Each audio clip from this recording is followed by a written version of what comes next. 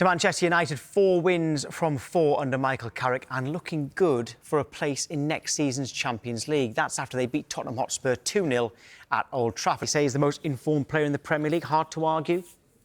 I think it is, yeah. See that finish there? It's just incredible. People might say, yeah, it comes off his shin, it's lucky. He knows exactly what he's doing. He gets it on the half volley. He knows he gets his knee over the top of the ball, just guides it into that corner. He's top drawer. I mean, he's playing a very... down the years he has, he's played an average Man United size, hasn't he? You know, I think he's encouraged at the moment. He's probably enjoying it more than he has done for a lot of years. In this 4-game spell, what Michael Carrick took over. But like I said last year, where would they be without him? Where would they be? I mean, they could have very nearly got relegated last season, as crazy as it may sound. Without his goal contributions, and he affects the game in big occasions as well. He's not a bully boy, you know, with the lower teams down the lower end of the division. He stands up and he's always there to be counted, and he's the biggest threat. If you're preparing a team to play against Manchester United, no matter what, whenever he's in the side, you always think you've got to take care of this guy. You take care of him, you're halfway to stopping Manchester United. All right, now they've got Mbermo, they've got Cunha, they've got a few more threats along the way. But everyone in that dressing room must look up to this guy. He has been incredible since he's been at the club. He never seemed to complain either when he was playing a bit deeper under Amorim, and now he's back in his best position under Michael Carrick, and Manchester United are very much enjoying that. Right, would he get into your Manchester United all-time Premier League 11? Is he that good? Because they really have had good teams over the years. No, but I don't think he can argue it either. I mean, he'd be in the argument, but I don't think Bruno could argue when you see my team, because this is a team what achieved, it won things, you know, which is I think is really important. I mean, how could he argue? Where's he going to put himself in there? I'm not sure he could slide himself in. You'd have to take out one of the strikers and play him in number 10, or take out either Keane or Scholes. So it is quite difficult. And then again, if he's got a few more years at Manchester United, I suppose he could still fight his way in. Yeah, I mean, he's going the right way about it, isn't he? But they need to start winning. They need to win the treble, perhaps, or something. You know, a lot of these guys are winners. If I had to change and find room for him, I want to change the formation a little bit. Maybe Ruud van Nistelrooy would come out and he would go in there behind Wayne Rooney as a 10. That wouldn't be bad either. But no, it's just I don't think I could find a place in the team for him. But he's we're talking about Premier League legends there. You know, absolutely insane footballers who had so much success at that. But he can still become a Premier League legend, of course. How important is it that Manchester United don't let him go? Because he is still worth a lot of money. There will be interest all around the world for him. He is on high wages, which a lot of clubs are trying to get rid of their high wages at the moment. But is he worth every penny and their most important player to keep? Yeah, I think he is. I really do. He's so durable as well. I mean, he never misses a game. And when he does, I think was it like a couple of weeks ago, he had a hamstring injury. All of a sudden, blink of an eye, he's back. You know, his body is fantastic. He must look after himself so well. He looks like he trains hard as well. I always think that a lot of players get a lot of injuries because they're undertrained. He looks like he's going to be at it. He enjoys football. He loves playing. The ball's his friend, isn't it? You know, he always wants to be involved in the game. For me, he's going the right way of getting on that list, but at the moment, he's not on it. Yeah, OK, fair enough. Oh, there you go. Look, there's the rankings there in terms of, the goals isn't so much, but assists is top. And this is in the whole Premier League, by the way. Big chances created.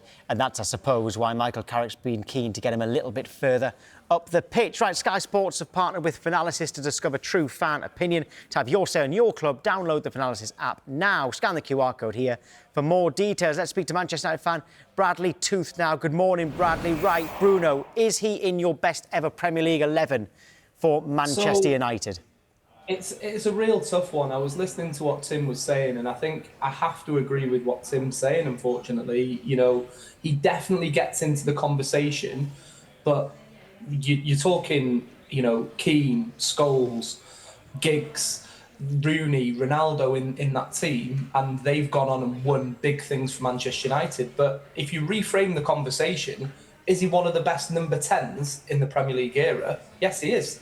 And he's showing that with his stats. The crime is that he's not been playing number 10 all season. He's played 4 games at number 10. And just look at his stats. Was that one of the most obvious things? Michael Carrick's changed a few things, and so far, all of them has worked. Was that the most obvious? It is definitely the most obvious. You know, he can do a job deeper, right? But just because he can do a job deeper, it's a little bit like when Steven Gerrard was asked to do that role for England, right? It's not his strength. His strength is getting into the box, getting those passes. You want to play a player like him in the position that he's going to be the most threat. And to do that, it was put Mainu in there and unlock him. And that's all Michael Carrick's done, as well as some really good coaching, and some of the goals that we've scored have been fantastic. But yeah, he's definitely in there in the conversation, but he's not dislodging Scholes or Keane No.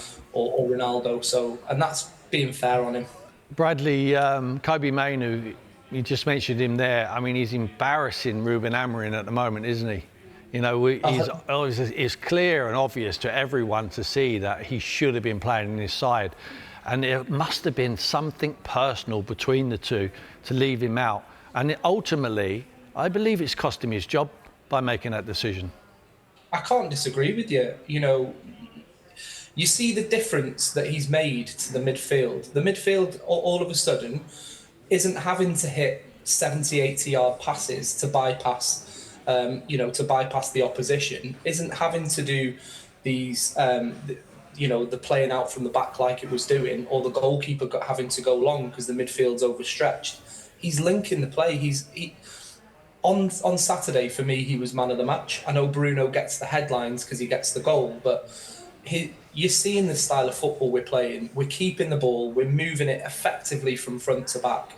And, you know, it's an exciting time to be a Manchester United fan, but it was a crime that Kobe Mainu was not given the opportunity under Ruben Amorim. And it just goes to show pride can cost men their jobs. When I was asked this question this morning, I was about to laugh. And then I realised, actually, it's a very good and fair question. Are Manchester United the most entertaining team in the Premier League right now? 100% right now. 100% right now. Oh, you can only go off what the current form says. We're scoring goals. The matches are great to watch. You know, we're still giving up a couple of chances. We're not completely dominating. Spurs had a good 5 or 10 minutes before the sending off, but we were on top. I mean, look, we're getting shots off after 30 seconds of each game. You know, the average first shot under Michael Carrick is 38 seconds. You know, it was taking half an hour under Amorim. You know, it's fantastic to see. You know, being unbiased, I also watch see how Brentford do and other teams. Brentford are a very entertaining team to watch as well. But funnily enough, Brentford was the other name I was going to mention, and at times this season Bournemouth as well. But it is quite hard to argue with. Bradley, was you in the game at the weekend? You obviously was, yeah. Yep. The atmosphere, you could tell through the TV, the atmosphere's changed there, hasn't it? There's just a different feeling. When players are getting on the ball, there's a confidence. You know, the passing, it's the smallest of details, right? There's a lot less sideways passes and there's a lot more passing through the lines. And that only comes with confidence and backing your teammates up. The thing that they've got right is the communication and the passing. You know, you're seeing we're making chances all the time, but also backing all that up. Yeah. You watch us when we lose the ball. We're the quickest to win the ball back in those 4 games. It's been a complete transformation. Yeah. And if you were, I know what everyone's saying, give Michael Carrick the job full time, but I'm really struggling with this question, because if you look at Michael Carrick as a whole, right, he was at the club for a long period under Jose Mourinho and Ole Gunnar Solskjaer. If it was any other club, it would be an obvious appointment because what he's doing. And the club have given an English manager an opportunity until the end of the season. Yeah. Let's see how it goes, and hopefully he gets the nod. Not only, sorry, go on, Tom, quickly, I'd say Harry Maguire, Luke Shaw, Kobe Mainu. Before Michael Carrick comes back to the club, their World Cup aspirations are over, finished. Yep. Now, in my opinion, if I was Thomas Tuchel, they're on the plane, and they're possibly in the team. 100%, you know, and they've proved. Kobe Mainu was one of our best performers at the last tournament. He was up there, and Harry Maguire's been there and done it. And Luke Shaw, you know, there's question marks. Have we ever seen the best of him in a Manchester United shirt? England have probably seen more better days, but he's been an ever-present this season. And why wouldn't you want to take that? You know, form, you have to go with the players who are in form. And at the moment, those players should demand the shirt, you know? Yeah. OK, Bradley, thank you. Thanks, Bradley. Cheers, guys.